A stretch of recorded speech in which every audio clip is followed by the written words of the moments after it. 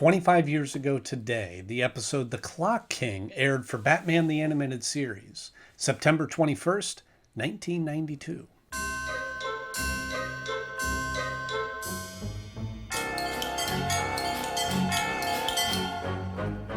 Hello friends, I'm Andy Knode, and welcome to the show where we take a look at Batman the Animated Series episode by episode and break down these episodes on the 25th anniversary that they aired. If you're like me and love Batman and grew up with Batman the Animated Series, then please subscribe to this channel and hit the little bell so that you're notified of every time that these new episodes come out. Oh, right.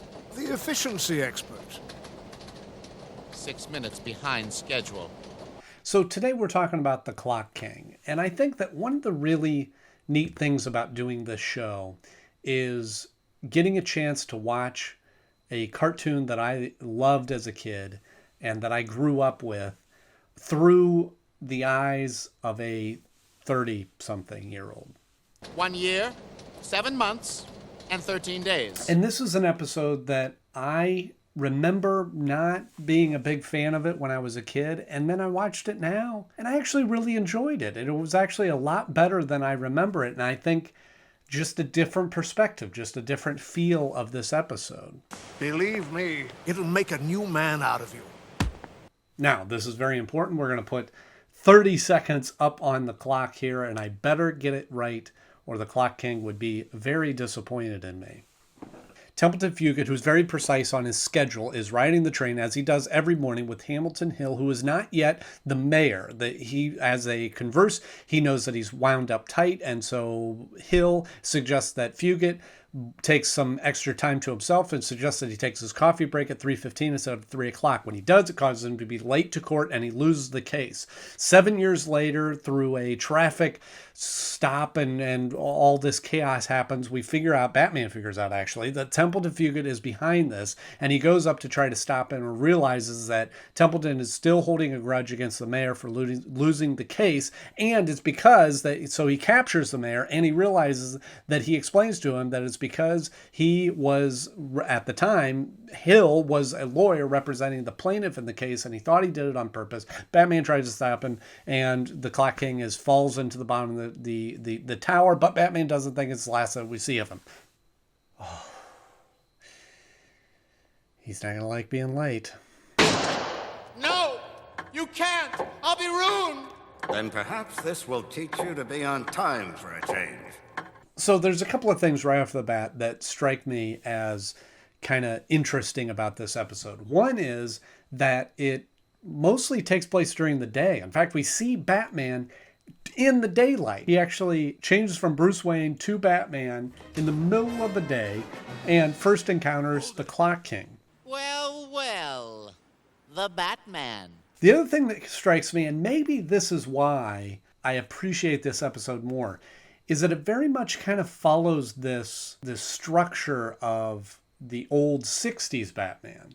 You establish this villain, and he gets Batman into a conundrum, and Batman has to get out, and then they have a final battle, and they come out prevail. It's a very structured story in that sense. So even though we spend the first part of the episode doing a little bit of an origin story with the Clock King, once we get over that and we kind of explain who the Clock King is, it really starts ramping up. He traps Batman in this vault and covers each and every way that Batman would get out, and Batman has to overcome those things to get himself out. And I think that's where the episode really started taking a turn for me. Of course, if you want to get blown to bits, that's fine with me. Either way, it's time to say adieu, Batman. So that Batman had to really use his brain to get out of the trap.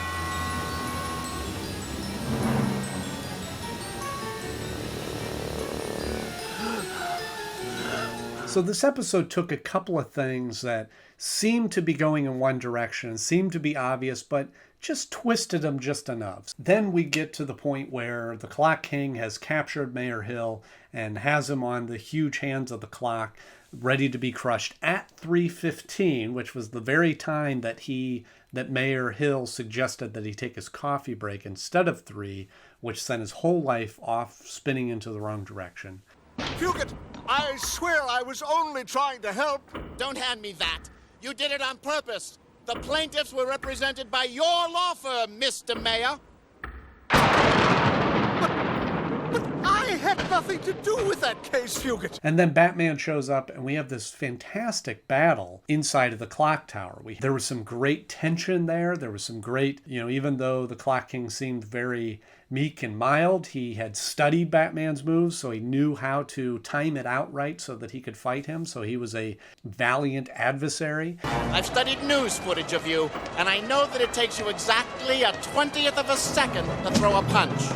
And then there's also this great tension with the mayor almost getting crushed by the hand, so Batman's got to finish this battle quickly. But it only takes me a 30th of a second to do this. And then the Clock King, being very confident that he has a way out, is just another one-up in his favor. You of all people should know, there's always a way out.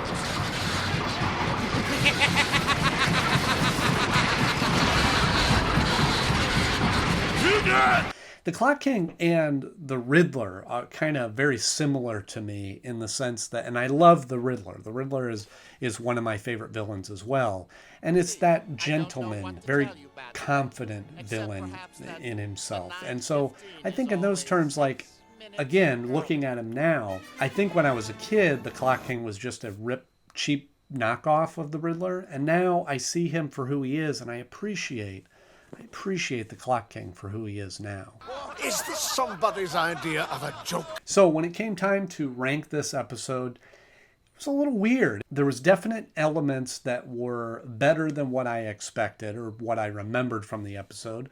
And I think the fact that there was some things that were so different because it took place during the day and because it felt more like a 60s Batman episode. So it just had a different feel to it from what we're used to. But I did put it at the number 8 slot, just above Be a Clown. I think that it kind of has that same feel to it where Be a Clown is a little bit more lighthearted and during the day and about Mayor Hill actually again. But this one just, I think there was a little extra style to this one and a little extra pizzazz. I'm here to clean your clock, Fugit. Don't count on it, Batman. When it comes to clocks, I am king. On guard. So I need to know from you, why do you think that the Clock King didn't show up in as many episodes? Why do you think that he's sort of an underused villain? I believe that he was in the 60s Batman show at some point. He's in the comics. He's also a member of the Suicide Squad in DC Comics, but wasn't in the movie. So I'm just curious, what do you think is the reason why the Clock King isn't used as much as he should be? Let me know in the comments below. As always, if you enjoyed this video, please hit the like button and subscribe to the channel if you haven't already. Hit the little bell notification so that you're notified every time that there's a new episode. And tomorrow, we will be back again with another episode with the Joker, The Last Laugh. You're not going to want to miss that. As always, thanks for watching. I'm Andy Knode, and happy birthday, Mary Beth.